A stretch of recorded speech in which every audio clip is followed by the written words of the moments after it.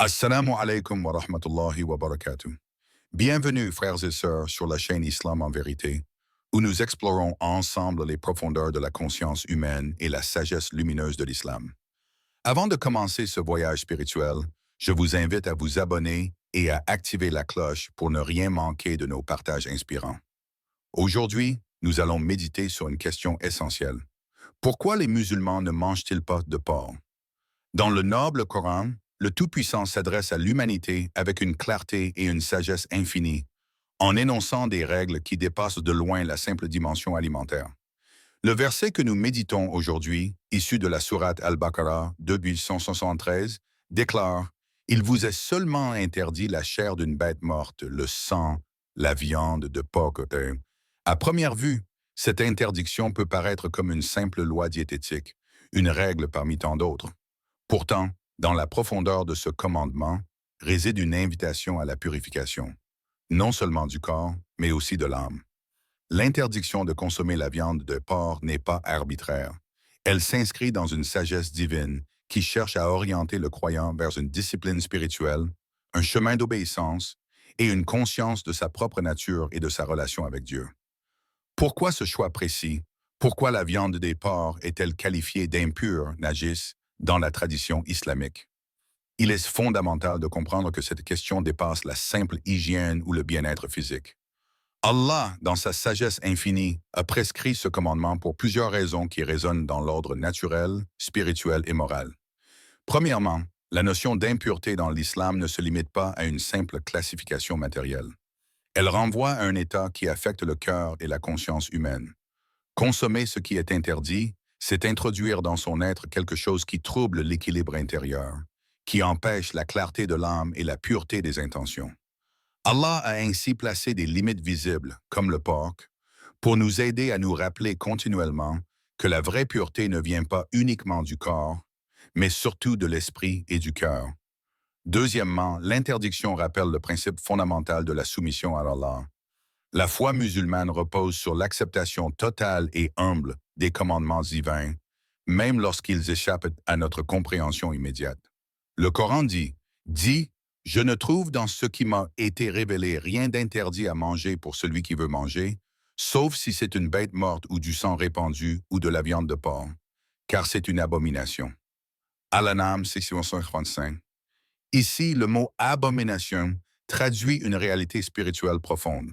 C'est un signe que cette viande est nocive pour la pureté de l'être humain dans sa dimension la plus sacrée. Obéir à ce commandement est donc un acte de foi, une preuve tangible que le croyant choisit la voie du respect des prescriptions divines et du soin de son âme. Troisièmement, cette interdiction nous invite à réfléchir sur notre rapport à la nourriture et à la matière. Dans une société moderne où tout est accessible, la discipline spirituelle passe par la reconnaissance que tout n'est pas bon pour nous, même si cela paraît plaisant ou tentant. Le porc, dans ce cadre, symbolise tout ce qui peut entraver notre épanouissement intérieur. C'est une invitation à la vigilance et à la conscience dans nos choix. Enfin, ce commandement divin est aussi un pont entre la dimension individuelle et la communauté. En observant cette interdiction, le croyant participe à un engagement collectif qui forge une identité commune, un mode de vie unifié autour des principes de pureté et de respect. Cette loi divine dépasse ainsi la simple nourriture. Elle devient un acte sacré d'appartenance et de fidélité à la voie d'Allah. La question que chacun est appelé à méditer est donc celle-ci. Qu'est-ce que cette interdiction signifie pour moi, ici et maintenant? Plus qu'une règle, c'est un rappel que notre chemin vers la proximité divine passe par la purification constante de notre corps et de notre âme, dans chaque acte, même les plus simples. Pourquoi cette chair est-elle impure à vos yeux et au regard d'Allah? Quelles barrières spirituelles sont dressées en nous par ces commandements? Et comment pouvons-nous les intégrer dans notre vie quotidienne pour grandir dans la foi et la conscience? Depuis la nuit des temps, le porc a occupé une place singulière dans l'histoire des peuples et des civilisations. Parfois vénéré, parfois redouté, cet animal a été le symbole de croyances, de traditions et d'usages très variés selon les cultures. Pour bien comprendre la profondeur de l'interdiction du porc dans l'islam, il est essentiel de plonger dans le contexte historique et culturel dans lequel le message du prophète Mohammed, paix et bénédiction sur lui, est venu bouleverser les habitudes humaines. Dans la péninsule arabique avant l'islam, la consommation du porc n'était pas une pratique universelle, mais elle existait dans certaines tribus. Manger du porc, comme d'autres types de nourriture, était souvent lié à des coutumes ancestrales, à des besoins de survie ou simplement à des traditions transmises de génération en génération. Pourtant, ces habitudes, aussi profondément ancrées soient-elles, ne tenaient pas compte d'un ordre supérieur, celui fixé par la sagesse divine. Le prophète Muhammad, en transmettant les commandements d'Allah, a posé une limite claire et ferme, brisant les chaînes de la simple tradition culturelle. Ce commandement n'était pas une attaque contre une habitude sociale, mais un appel à dépasser ce qui est culturel pour embrasser ce qui est spirituel. Il invitait l'humanité à s'élever, à remettre en question ses pratiques établies, à chercher la vérité au-delà des habitudes humaines. Cette démarche exige une grande humilité. Accepter que ce que nous tenons pour acquis n'est pas forcément ce qui est bon pour nous sur un plan plus large. L'interdiction du porc n'est pas isolée. D'autres pratiques alimentaires ont été réglementées dans les textes sacrés, toujours avec une volonté de guider l'homme vers la purification et le bien-être. Cette prescription divine nous invite à réfléchir sur un aspect fondamental de notre existence. Jusqu'où nos traditions nous servent-elles réellement? Et à quel point peuvent-elles parfois nous égarer? Dans d'autres civilisations, le porc a eu des statuts très différents. Par exemple, dans certaines cultures d'Europe, il a été une source essentielle de nourriture et un animal symbolique de prospérité. Dans d'autres, il a été associé à des idées de saleté ou de malchance, notamment à cause de son comportement, de son habitat ou de son régime alimentaire. En Chine, le porc est un symbole de richesse et de fertilité, célébré dans de nombreuses fêtes traditionnelles. Ces variations montrent à quel point la signification d'un animal peut changer d'une culture à une autre, révélant l'immense diversité des perceptions humaines. Face à cette pluralité, la révélation islamique apparaît comme un guide clair, une lumière dans l'obscurité des habitudes incertaines. Le Coran et la Sunna nous rappellent que l'essentiel n'est pas de suivre aveuglément une coutume, mais de rechercher la vérité, même si elle va à l'encontre des pratiques majoritaires ou des traditions familiales.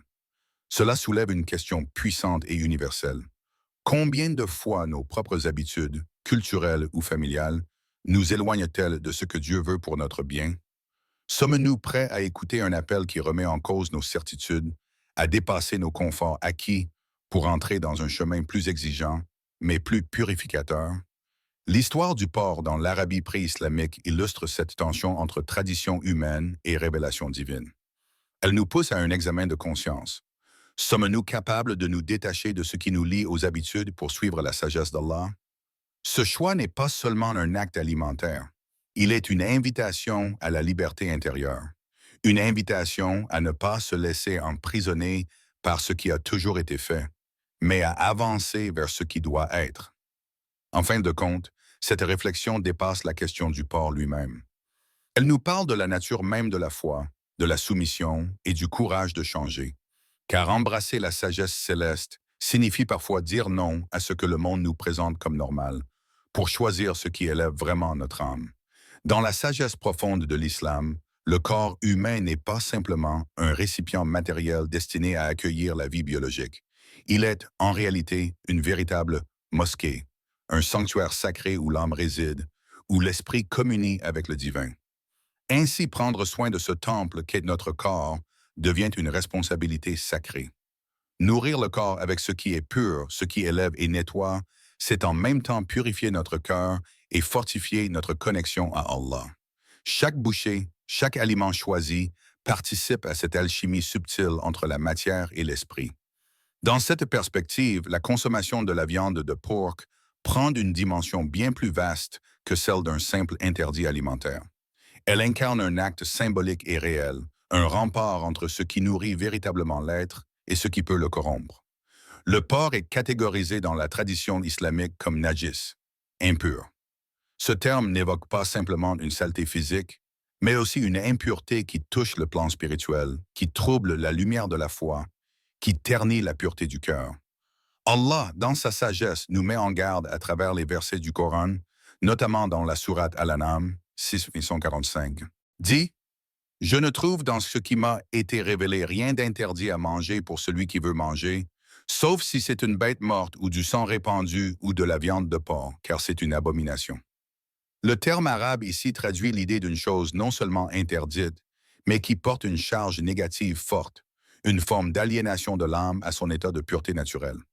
Ce rappel divin ne s'arrête pas à la lettre de la loi, il invite à la méditation sur ce que nous choisissons de laisser entrer dans notre corps et, par extension, dans notre être tout entier. Avez-vous déjà senti, dans un moment de calme et de recueillement, que ce que vous mettez dans votre corps influence votre paix intérieure? Peut-être dans un état de fatigue après un repas trop lourd, ou au contraire dans la légèreté et la sérénité qui accompagnent une alimentation saine et pure. L'islam enseigne que chaque acte, même le plus simple, est une adoration potentielle. Manger devient alors un acte de conscience, un moyen de préserver et d'honorer le sanctuaire sacré qu'est notre corps. Dans la spiritualité islamique, la pureté n'est pas une notion abstraite ou lointaine. Elle est palpable, incarnée, vécue à travers nos choix quotidiens. Refuser ce qui est impur, comme le porc, c'est affirmer une volonté d'harmonie intérieure, une discipline qui écarte tout ce qui pourrait obscurcir la lumière divine en nous. Par ailleurs, ce refus participe aussi à l'éveil d'une sensibilité spirituelle plus fine, qui nous permet de percevoir les subtilités de notre âme, de détecter ce qui l'apaise et ce qui l'agite. Chaque aliment devient alors un vecteur de cette quête intérieure, une invitation à questionner. Comment puis-je purifier ce que je reçois pour mieux purifier ce que je donne? Comment mon corps, ce sanctuaire, peut-il devenir un lieu d'éclosion pour la paix, la sérénité et la lumière divine? Ainsi, loin d'être une simple règle rigide, l'interdiction du porc se révèle comme une porte ouverte vers une relation plus intime avec notre essence profonde. Elle nous rappelle que l'harmonie spirituelle passe par le soin que nous apportons à ce qui entre dans notre corps et dans notre cœur. Méditons donc ensemble. Dans cette quête de pureté, quels sont les gestes conscients que nous posons chaque jour pour protéger et nourrir notre mosquée intérieure? Quelle place accordons-nous à la nourriture, non seulement comme source d'énergie, mais comme facteur de paix et de connexion avec Allah? Dans l'islam, l'obéissance à Allah est bien plus qu'une simple adhésion à des règles. C'est un acte d'humilité profonde, une manifestation de confiance envers celui qui sait tout, voit tout et œuvre pour notre bien ultime. Parfois, les commandements divins nous semblent étranges ou difficiles à comprendre, surtout lorsqu'ils concernent des détails apparemment insignifiants, comme l'interdiction de consommer la viande de porc. Pourtant, ces prescriptions ne sont jamais laissées au hasard. Elles sont des clés précieuses sur le chemin de la purification intérieure et du bien-être spirituel. Imaginez-vous un instant dans la compagnie du prophète Muhammad, paix et bénédiction sur lui, entouré de ses compagnons fidèles. L'un d'eux s'avance, la curiosité et peut-être l'incompréhension se lisant sur son visage. Il demande avec sincérité, « Ô messager d'Allah, pourquoi ce porc est-il interdit ?» Avec la douceur et la sagesse qui le caractérisent, le prophète répond calmement, « Parce que Dieu sait ce qui est bon pour toi. » Cette réponse, simple en apparence, porte en elle toute la profondeur d'un enseignement spirituel essentiel. Elle nous rappelle que la foi ne se limite pas à comprendre intellectuellement chaque loi divine, mais à accepter avec humilité que le Créateur, dans sa sagesse infinie, connaît ce qui est le plus bénéfique pour ses serviteurs. Parfois, cette acceptation peut sembler difficile, surtout dans un monde où l'on valorise la raison et l'analyse critique. Mais c'est précisément dans cet acte d'abandon et de confiance que réside une dimension spirituelle sublime. L'obéissance à Allah dans ce genre de commandement est une école d'humilité. Elle nous invite à dépasser notre ego, nos préférences personnelles, nos habitudes, et à reconnaître notre position d'être créé, dépendant et limité face à la perfection divine.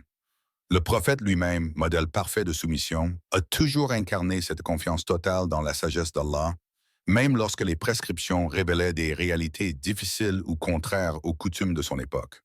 Au-delà de l'histoire, cette leçon se traduit dans notre vie quotidienne. Chaque fois que nous choisissons d'obéir à un commandement divin, même dans des détails qui peuvent sembler mineurs, nous cultivons une relation de confiance avec Allah.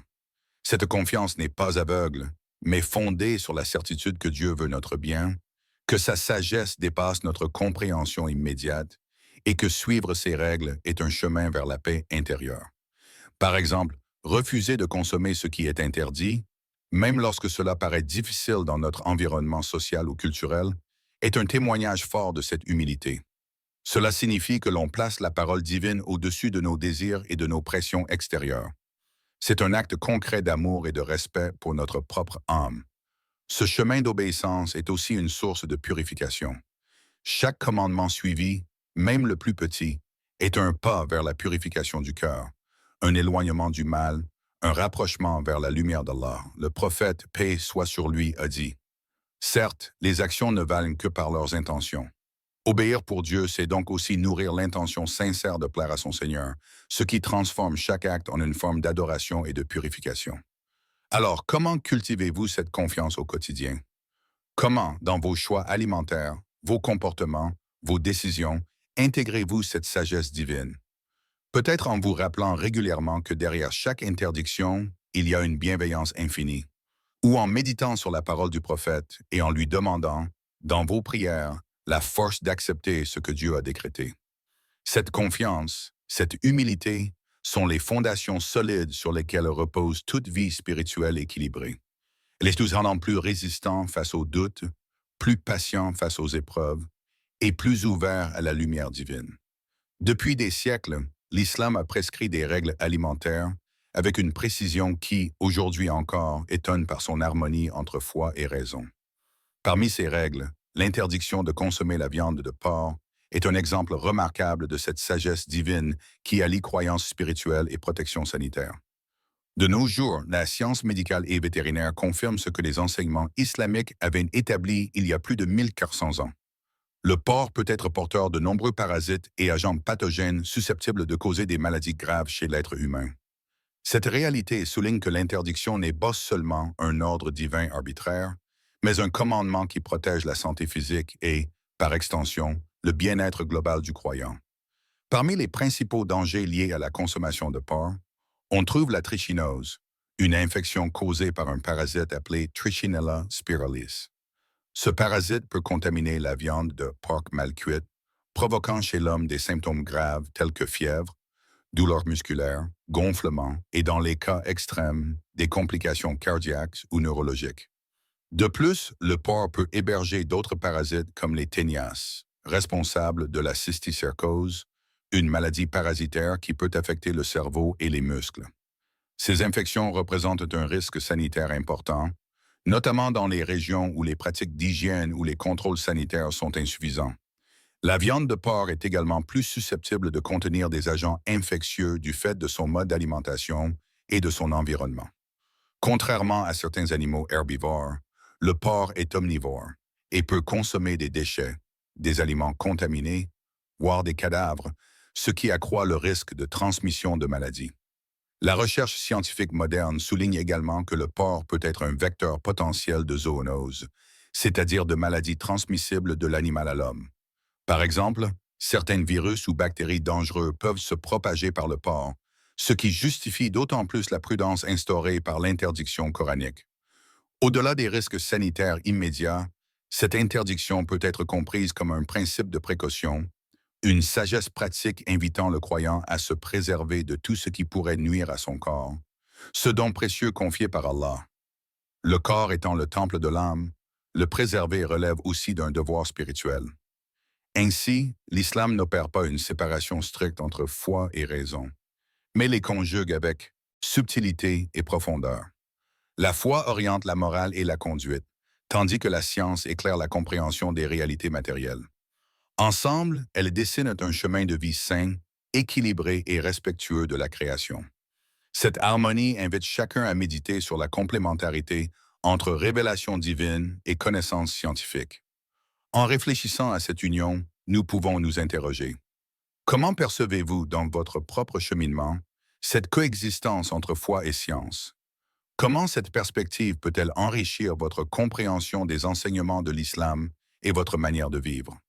En somme, l'interdiction du porc est un exemple éclatant de cette sagesse divine intemporelle, un appel à honorer à la fois le corps et l'esprit, à conjuguer la piété avec la prudence, et à avancer sur un chemin éclairé par la lumière conjuguée de la foi et du savoir.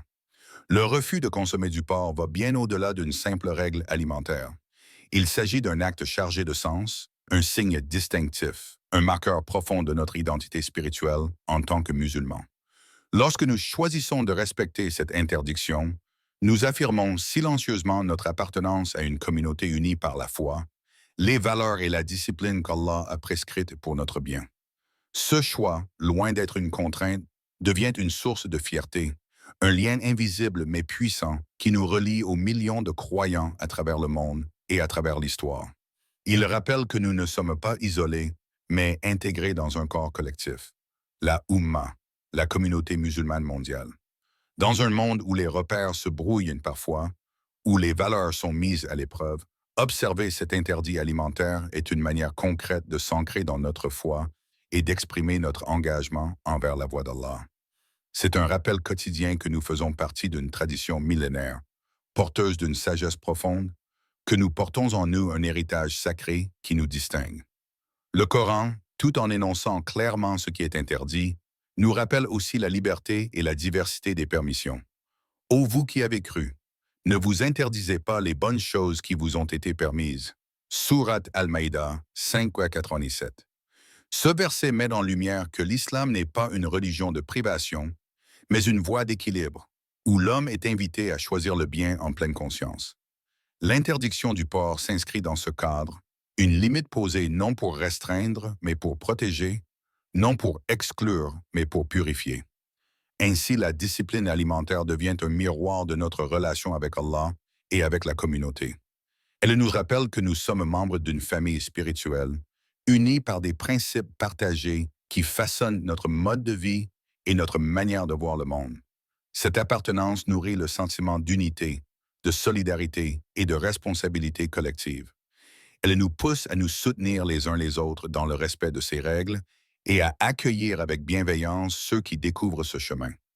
Au-delà du lien communautaire, refuser le porc, c'est aussi témoigner d'une identité qui refuse l'assimilation aveugle aux normes culturelles ou sociétales dominantes, surtout lorsqu'elles s'éloignent de la guidance divine. C'est un acte de courage et de fidélité, une façon de dire « Je choisis ce que Dieu a prescrit, même si cela me différencie ». Cette discipline, en nous ancrant dans notre foi, forge aussi notre caractère, notre volonté et notre conscience spirituelle. Elle devient une source d'inspiration pour affronter d'autres défis, pour rester constant dans notre cheminement. En réfléchissant à cela, posez-vous cette question.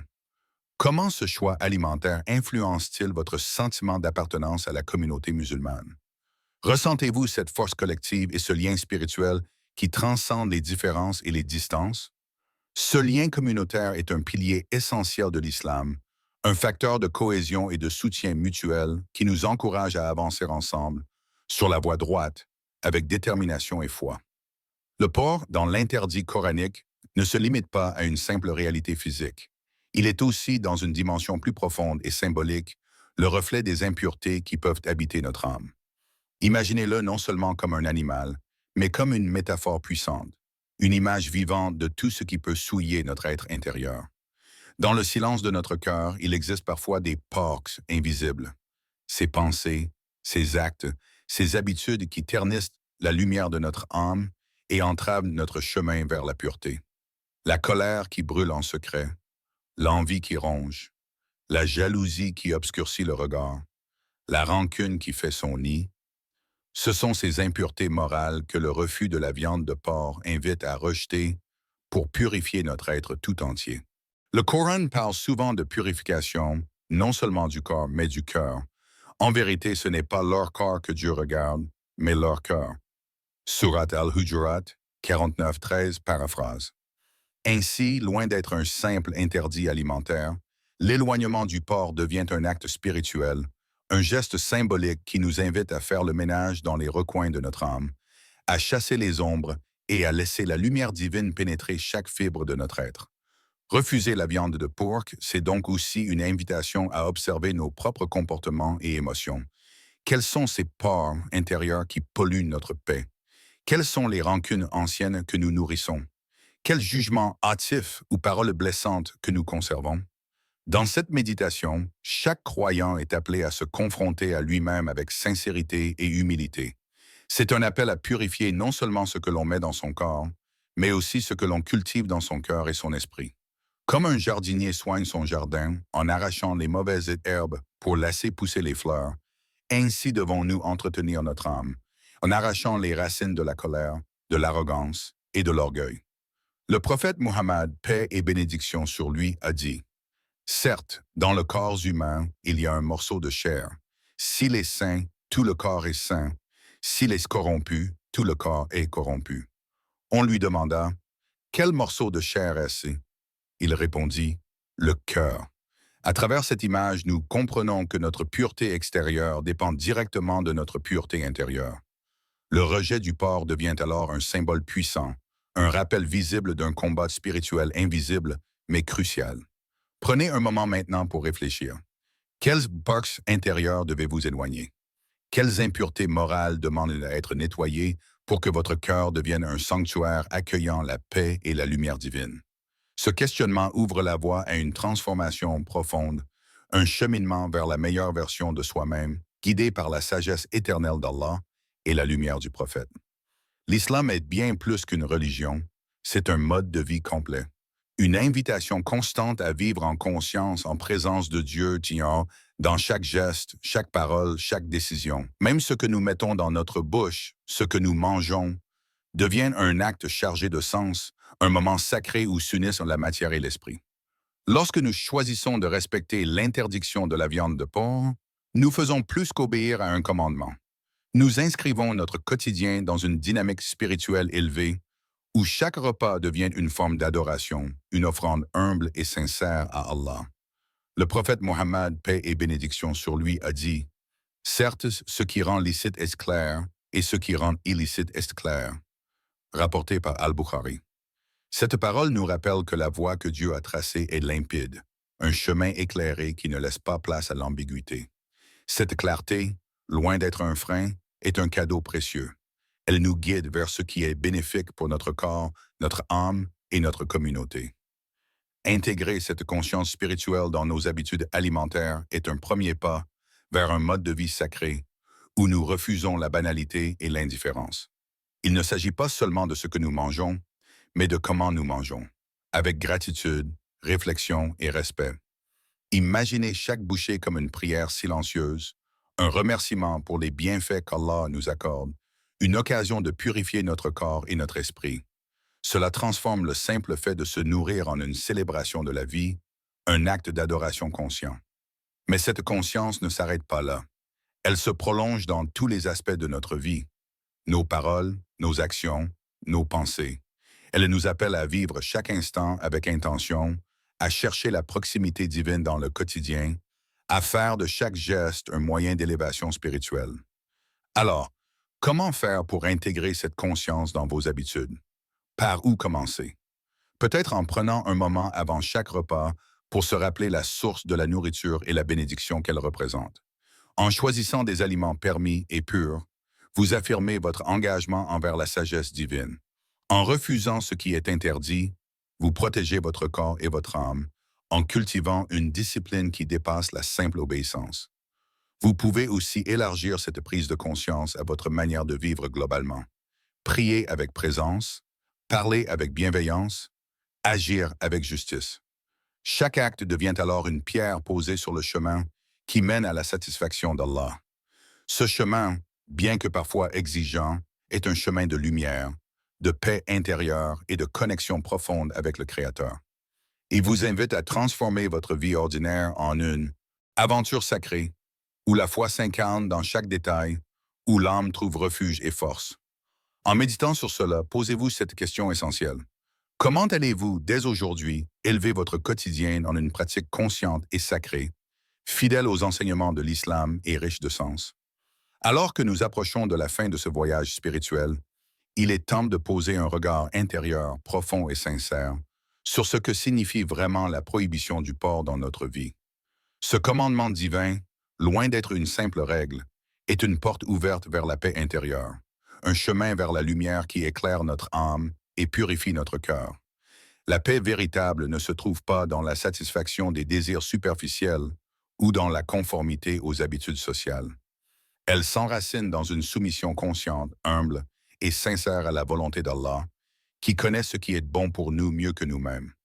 Lorsque nous acceptons, avec foi et humilité, l'interdiction du porc, nous faisons le choix de la purification, non seulement physique, mais aussi spirituelle.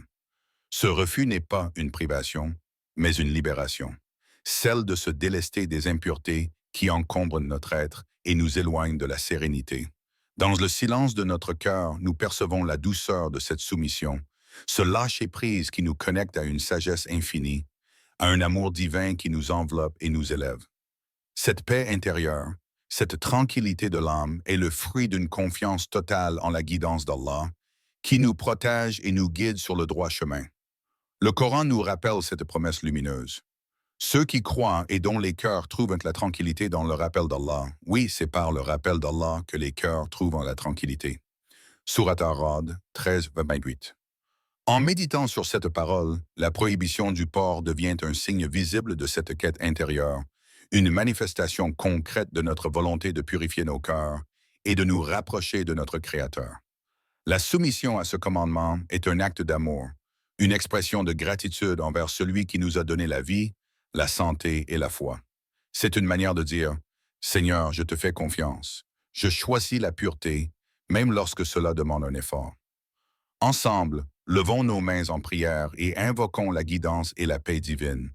Ô Allah, guide-nous vers ce qui est pur, éloigne-nous de ce qui nous souille, et remplis nos cœurs de ta sagesse et de ta paix.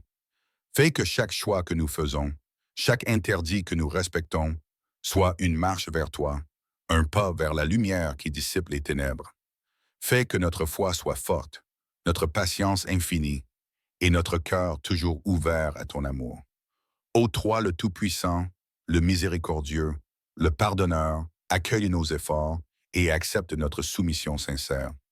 Abonne-toi à Islam en vérité, partage cette lumière et reste connecté à la sagesse du cœur. Assalamu alaikum wa rahmatullahi wa barakatuh.